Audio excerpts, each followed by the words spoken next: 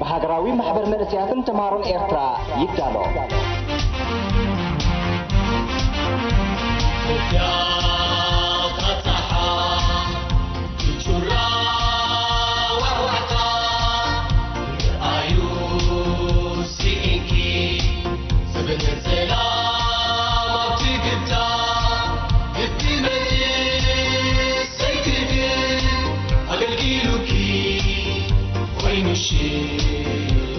مداد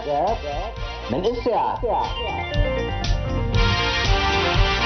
ناب بريخ رأينا مدياب مسال التسفايد اللي صنوع مسال المقبارقة بتعريس تهنس مخانو مرققات يطلب رأي تسفات تعري كاب نابز تأمر مرقحيتات أصنعي كام حازم كا لبونايو بجزيت حكاني بمدرخ كا تتشبت خوينو مخركبو دقاقمي كا مطباقومي حتت من أسي نزومنا هيوت عند زخونو بأتاتات كوننو متخيلو نقعزو زلكع بقع مسفري رغيب الله مالتيو بغندان هيوتو ترجم من دايز حجزو تكبرات بمخانم وترو أبكر حصرهم كفنتها يقبان سنايكم من الناس خبركم ساعات مدبنا يمهر حبر يزناقي عزبلنا يتحسونا حزنا قبلك أن تقول ترانا ترخيبنا لنا نمكتالكم بأخبروت نقدم مسانات نحو مساهم علينا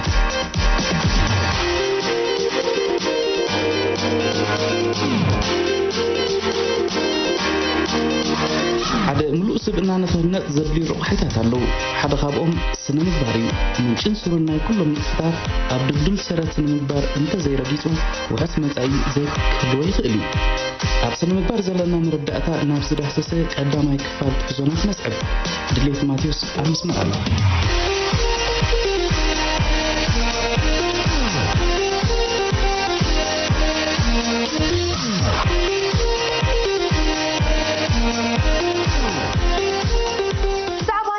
مقبار زلنا مرداتا كميو سبات زبزح إلالاتنا كام معالتاوي نابران هيوتن زوطا يكونن دهاي سترابيت من نبابرو محبراوي قدايات سراح بهارات عروخوي محزود فيلمتات سبورتاوي قدمات محزنتن قرجتاتن زقربنا سبات قداي فقرن صوتاوي زمدناتاتن وزته نركباتنا زبحتوا علالاتيوم وقعنا جن أبعلتاوي فتسامتات ترايديو حصر زلو إن حنسابسي كابتي عزاتي دقيقة قدات وزيخة أو عبيت حسابات الحنباس مثلساف متنتان ملسالو بفلاي بروها أمرو منسيات كامنا أشتون سببتن حساباتن كحساب صبغ يكونن إتمن تايسي عبيت حسابات كأمام هيوات برس مخانم وقعي بسولا السبات بعبيتي حسابات كسنن كليو زيادة زمعر اسكان لومي بزعبا بولكاوي هيوتنا كونه محبراوي هيوتنا اقد دستي زخونو قدال إلنا هنواقع من إسيات نسنا مقبار كمينا نردو بزعبا ترقوم سنا مقبارن أدلاين نتون اتي لكع مرداتي اللي ونايدو يخون سنا مقبار أم محبراوي هيوت أدلاين وخانو دارقا كلنا نسامة معلويو يقداس أبو سحات سبات بزعبات ترقم المخنياتون أقداس النتون زلوا مرداتا زدت فلالييو بزن يرد أفل اللي مخنيات نحنا لك سبات سلامنتاي سنا مقبار زلينا نزبلو حتتات ملستات ببعنوتيو قال سبات نسنا مقبار مسهلاوة فتارن امنتن مالت مصدقن حدياتن جنتن سيولن مس فردن كونينن أتاساسيرهم يقلصوو قالون كاب هايمانوت وطيوم مس جزاتن حقن زسعبو مقطعاتن أتاساسيرهم كملكتوا يقولو كانوا دما كاب زكلتيو فلي بزبلة مس حلنا حالوتن مدنقاتن بمتأسسار كيقلصوو يفتنو نسنا مقبار مزي تتغسب قدات أتاساسيرنا نملكتون تداخوينا مرداتنا لك عيكونن اتوري غريخاوي فلاسفا بلاتو قلبت جيجس بزبل أرستي زتصحفات صنصوا يلا جيجس استبهله حدا واسا باقات أمي حانتي تنكر تاويت قلبت ركب إذا تنكر تاويت قلبت زيا انت لليخا كاب سبات كالصور انت لليخا تمليسكا كتجهاد زخر حيلت تقوانات صف نبرت اتي نزا قلبت زيا زرخب واسا قدميو أمونغو دقعدو كم نزهن قرع سبيز فلت نيرو ነዛ ቀለቤት እዚኣ ድሕሪ ምርካቡ ግን ብትንግርታ ዝተጓናጸፎ ሓይልን ፈተነን ክትጻወሮ ይከኣለን ሕቡብ ባህጉስ ስዑን ክፈታትኖ ጀመረ ድሌትን ምርዋይካ ካብ ሰባት እናተሰወረ ብዙሕ ክፉ ነገራትን ዓማጺ ተግባራትን ክፍጽም ድፍረት አጥራየ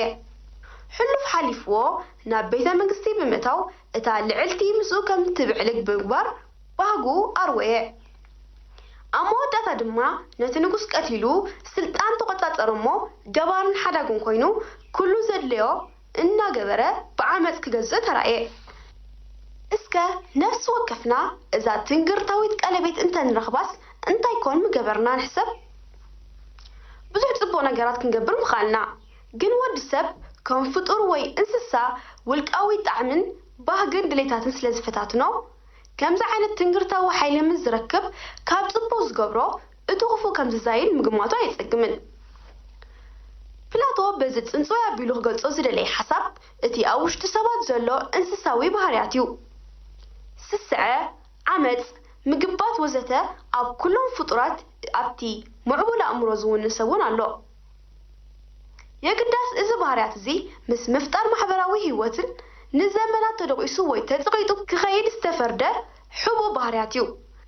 ምክንያቱ ነዞም ባህርያት እዚኣቶም ሒዝካ ብሓባር ምንባር ዝካል ኣይኮነን እቲ ስነ ምግባር እንብሎ እምበኣር ነዚ ባህርያት እዚ ንምድቋስ ተባሂሉ ዝማዕበለ ሓባራዊ ጠባያትን ክብርታትን እዩ መሰረት ማሕበራዊ ህይወት ድማ እዩ ብርግጽካ ብዘይ ስነ ምግባር ክፍጠር ዝኽእል ማሕበራዊ ጥርናፍያ የለን ስነ ምግባር ቅድሚ ሃይማኖትን ሕግን ዝነበረ ፈለማ ምስ ማሕበራዊ ህይወት ዝተቐልቀለ ኣዝዩ ጥንታዊ እዩ ሃይማኖትን ሕግን ንባዕሎም ካብ ስነ ምግባር ዝመንጨው እዮም ክበሃል ይከኣል ስነ ምግባር ድሓር ትካላዊ መልክዕ ሒዙ ኣብ ሃይማኖትን ሕግን ሰፊሩ እምበር ሕግን ሃይማኖትን ኣይኮኑን ንስነ ምግባር ኣምፂሞ ፈጣሪ ሃይማኖት ሕጊ ዝበሃሉ ኣምራት እውን ኣብ ዘይፍለጠሉ ዝነበረ እዋን ስነ ምግባር ነይሩ እዩ ምክንያቱ ማሕበራዊ ህይወት እንተሎ ስነ ምግባር ኩሉ ግድን ስለ ዝኾነ ሓባራዊ ስነ ምግባር እንተዘይብልካ ብሓባር ክትነብር ኣይትኽእልን ኢኻ ትርጉም ስነ ምግባር እንታይ እዩ እንተዳኢልና እምበር ስነ ምግባር ወሕስ ውልቀ ናጽነትን ክብረትን ኣብ ውሽጢ ማሕበራዊ ህይወት ክበሃል ይከኣል ነፍሲ ወከፍና ብኻልኦት ሰባት ክንዕመፅ ክንስረቕ ክንውፃዕ ክንብደል ክንታለል ክንውቃዕ ክንቅተል ኣይንደልን ኢና ኣብ ከምቲ ጠርኒፍና ክንነብር ከለና ኸኣ ካብዞም ናይ ዓመፅ ተግባራት ዝከላኸለልና ወሕስ የለና እዞም ተጠቕሱ በደላት እዚኣቶም ኣብ ርእስና ክፍጸሙ ዘይንደሊ እንተኾይና ንሕና እውን ብተመሳሳሊ ኣብ ልዕሊ ካልኦት በደል ክንፍጽም የብልናን ምክንያቱ ኣብ ውሽጢ ማሕበራዊ ህይወት ክትብደል ደሊኻ ከይትብደል ፈሪሕካ ፍጹም ክኸውን ዝኽእል ነገር ኣይኮነን ውልቃዊ ውሕስነት ክብረትና እንተደሊና ግድን ናይ ካልኦት ክብረትን ውሕስነትን ከነኽብር ኣለና ስለዚ ድማ ንኹልና ዝገዝእ እወታዊ ባህሪና ዘድንቕ ኣሉታዊ ባህሪና ድማ ዝኹንስ ስነ ምግባር የድልየና ክንዲ ዝኾነ ስነ ምግባር ካብ ሓልዮት ናይ ካልኦት ዝብገስ ኣይኮነን ካብ ሓልዮት ናይ ገዛ ነፍስና ይዝነቅል ኣብ ውሽጢ ማሕበራዊ ህይወት ውልቃዊ ህላወና ናጽነትና ክብረትና ረብሓና ዘውሕሰልና ስነ ምግባር እዩ ብዘይ ስነ ምግባር ኩልና ውሕስነት ክህልወና ኣይክእልን ነፍሲ ወከፍና ስነ ምግባር ከይሓለና ኣብ ውሽጢ ማሕበራዊ ህይወት ክንህሉ ንኽእልን ሃይማኖትን ሕግን ባህልን ክብርታትን ዘለናኻ ብቐንዱ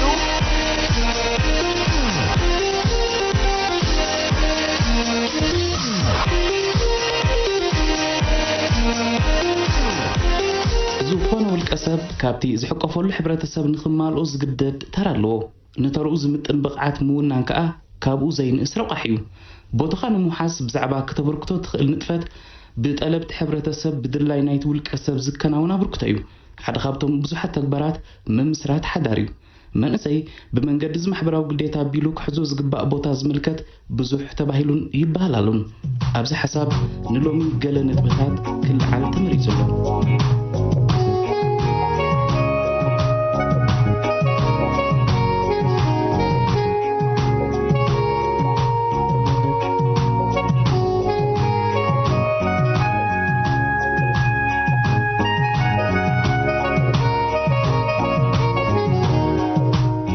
ወዲሰብ ምስ ተወልደ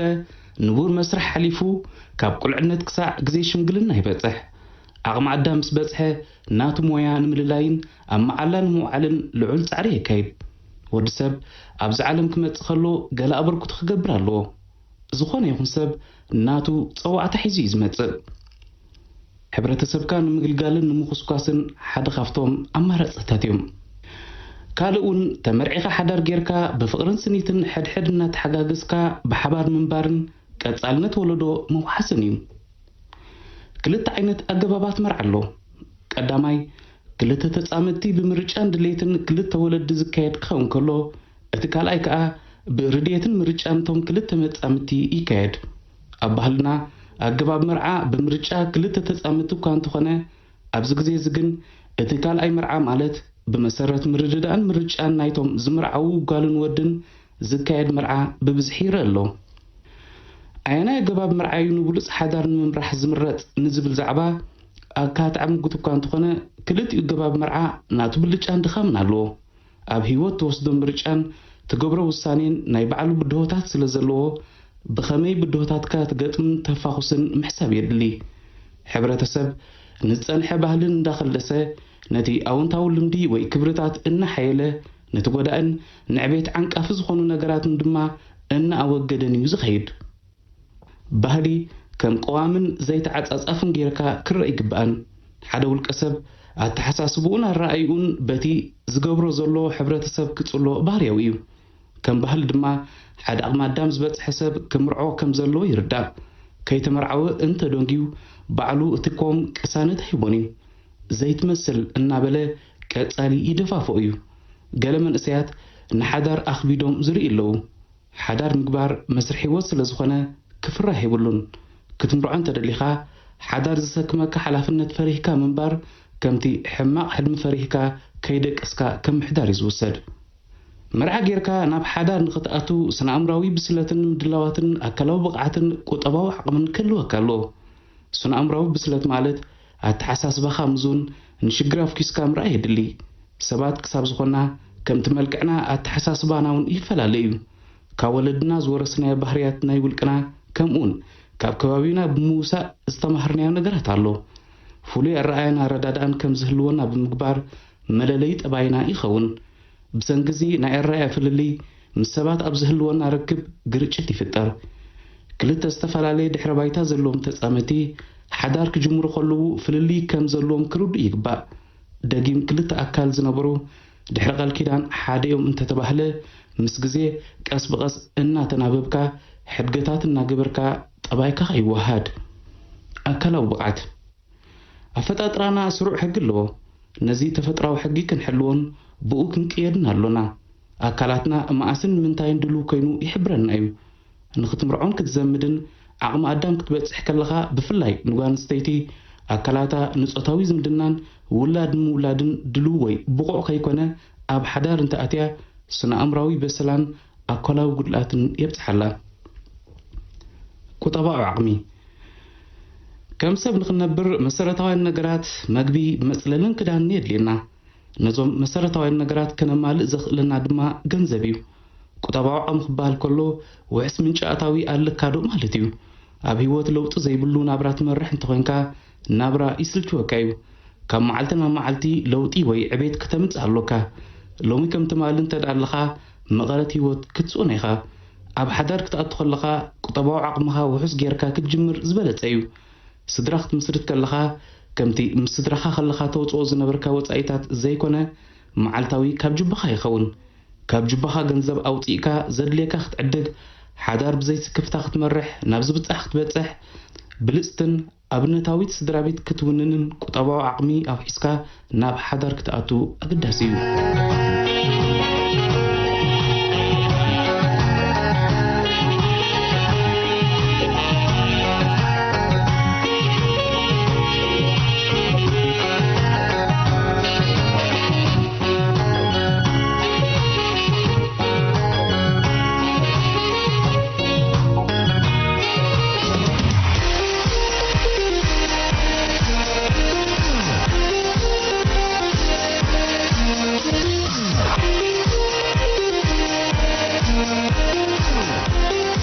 ولفن لندن كينو تزرخبهم زفليم رقحيتات زايد ልማድ ኮይኑ ተተማላሊስካ እትፍጽሞ ንጥፈታት ግድን ኩሎም በአሉታውያን መንገዲ ይግለጹ ማለት አይኮነን ወልፍ ግን ከም ትሕዝቱ ካብ ክላ አሉታው ምስሉ ሰግር መልክዕ ይብሉን ወልፍ ሕሜት ብኸመይ ነወግዶ በሳሙኤል ገብረ ብርሃን ዝተዳለወ ጽሑፍ ሱዝ ብርሃን ሒዛቶም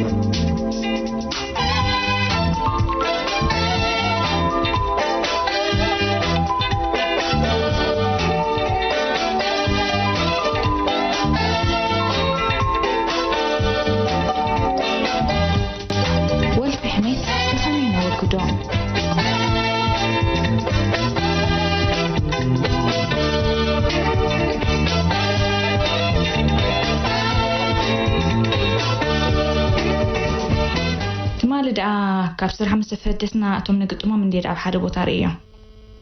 እንታይ ትብል ወደይ እንታይ ይዘረኽቦም ዘሎ ጉዳይም ክፈልጥ ብዙሕ ጽዕረ ይሰለጠንን ገለሳላቶ ኣዝማድዮም ዝመስሉን ነይሮም ሓቲትናሎም ከዓ ዘቃርብ የብሎምን ኢሎሞም እዚ ዳፍሉጥ እንዲዩ ግድነት ገለለዎም ብቀዳማይ ንሱ ዝኸውን ቴሌፎን ደው ይልላ ሄሎ እናበለት ካባና ርሒቃ ትዛረብ ነይራ ክካታተላ ቀሲለ ናብ ኣገፀይ ክቐርፈቲነ ቀልጢፋ ዘርባ ወዲያ ኣብ ገዝኡ ከዓ ኣታዊትን ወጻኢትን ኢሎማ ንሱ ከዓ እምበር ኣብቲ ኣኺባ ሓፈረ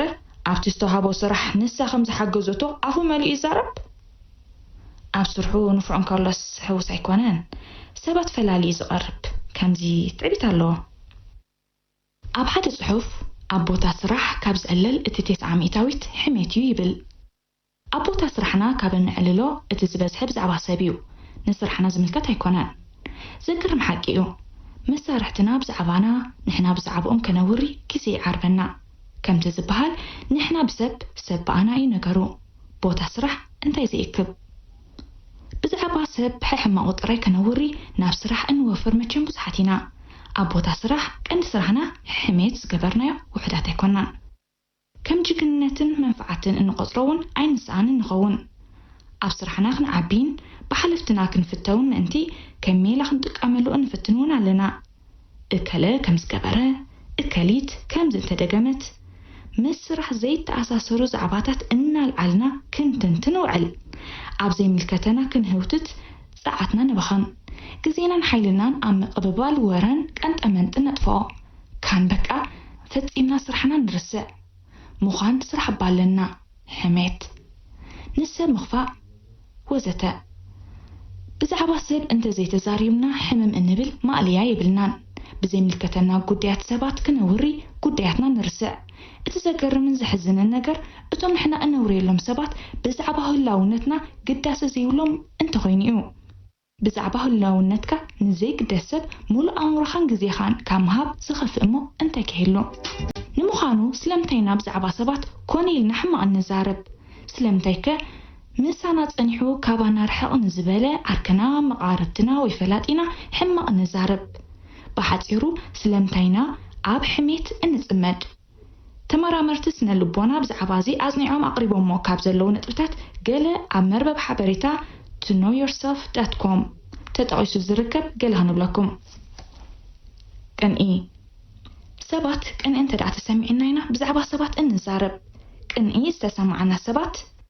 እቲ ንዛረብሉ ዘለና ሰብ ትሕቴና ምዃኑ ንምእማን እዩ ብዛዕባኡ ንዛረብ እዚ ከዓ ብዛዕባ ገዛእ ርእስና ደሓን ንኽስምዐና ብምባል ኢና ንገብሮ ነፍሰ ምትሓት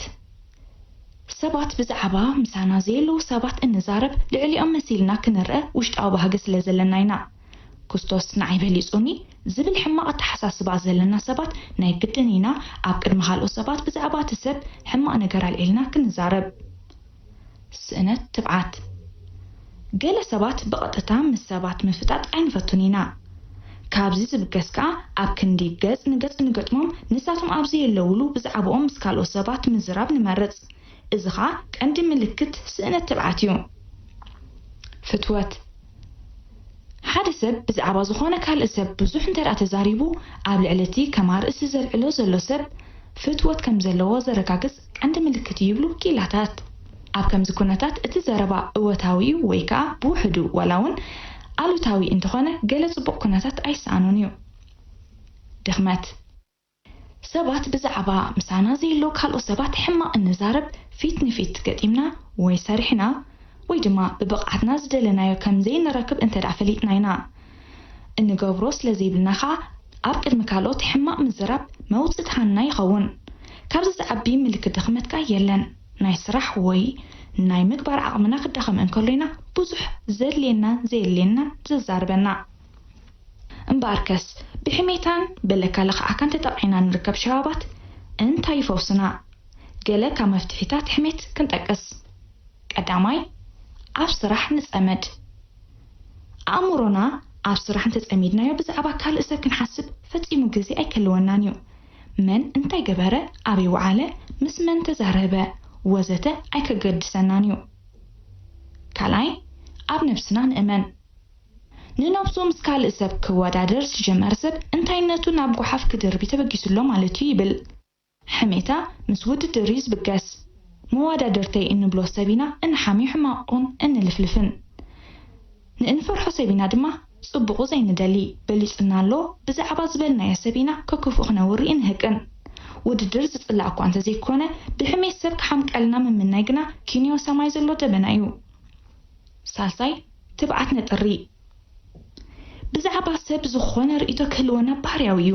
ንዝምልከቶ ሓሳብና ምግላጽ ልቦና ምዘይምልከቶም ምልፍላፍካ ዕሽነት እዩ ይብሉ ገሊኦም ተመራመርቲ ብሓቂኻ ዕሽነት ጥራይ ዘይኮነ ፍርሒ ኸ እምበር ብጉዳይ ምዘይምልከቶ ምዝርራብ ትብዓት ይሓትት እዩ ስለዚ እዚ ሕሜት ዝብልዎ ዝጠቕመና ኣይኮነን ንዝሰርሕ ትብዓት ንዘለዎ ኣብ ጉዳይ ንዘተኩር ኣብ ነፍሱ ንዝኣምን ሰብ ሕሜት መሊሱ እዩ ዝሕርኖ ንሕና ክንሓሚ ንሱ ይሰርሕን ይፅዕርን ወላ ሓንቲ ክንገብሮ ኣይንኽእልን ፍልሊና ኸዓ ኩሉ ግዜ ይቕፅል ድሓር ከዓ ተሓማይ ምዃን ረኻቢ እዩ ዝረኽቦ እንተ ሓማይ ምዃን ግን ፀላኢና እውን ኣይኹኖ ብፍላይ መንእሰይን ሓማይን ዘረባ የብሉን ኩሎም ውፅኢታት ጥበብ ክህየሱ ክስተማቕሩ ኣብ ዝተፈላለዩ ኣጋጣሚታት ጎኒፎምና ይኾኑ እዮም ከምዚኦም ተግባራት ኣድማስ ጥመተና ኣስፊሖም ናይ ኣናበባና ሸውሃት ዝዕብዩ እዮም ኣብ ዕለተ መመረቕታ መጽሓፍቲ ናይ ምስትምቓር መጽሓፍ መደባት ይካየዱ እዮም ዘይቅላዕ ኹድን ብሲራክ ተኸለን ዝተዳለወት መጽሓፍ ሱዚ ብርሃም ምስትምቓራ ኣቕሪባትላ ነይራ ሙሉእ ትሕዝቱ መለስ ንጉሰ ሒዝዎ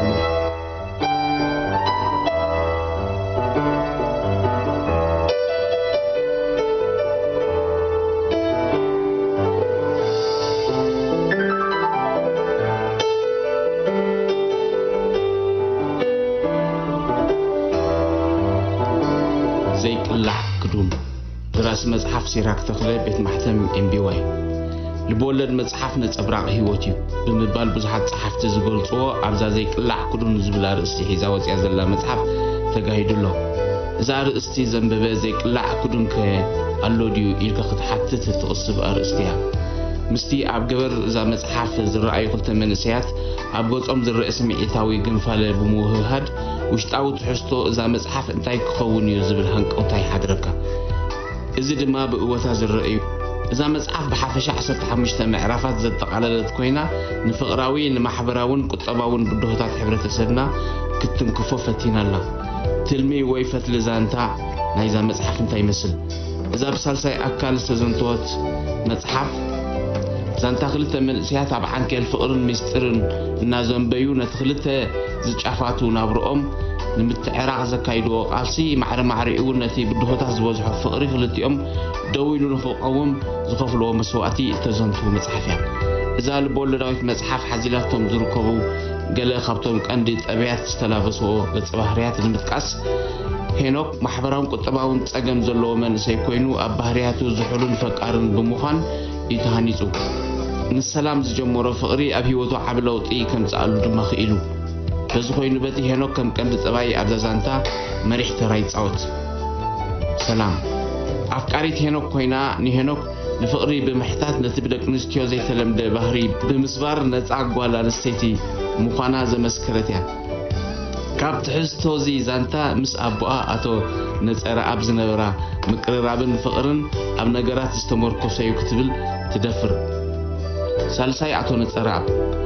ኣቦ ሰላም ኣብ መጀመርያ ምዕራፋት ልኡም ባህርያት ዝነበሮ ኮይኑ ድሕሪ ጥንሲ ጓሉ ግና